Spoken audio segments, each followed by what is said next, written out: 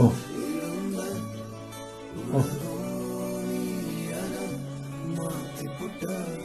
ഓ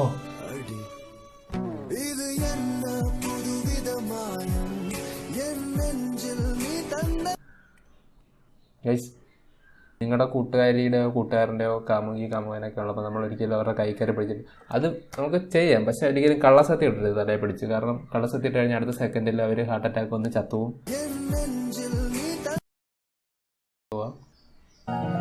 sorry bro. Okay bro, ഈ medical കോളേജിൽ പോണ വഴി ഏതാ? ഇവിടുന്ന് നേരെ പോയിട്ട് ലെഫ്റ്റ്. ഡേയ്, എന്തിനാ പോണേ? ഉമ്മാക്ക് ഓപ്പറേഷൻ ഉണ്ട്, ക്യാഷ് അടക്കാനാ. അതെ, ഈ പേഴ്സ് നിന്റെ ആണോ?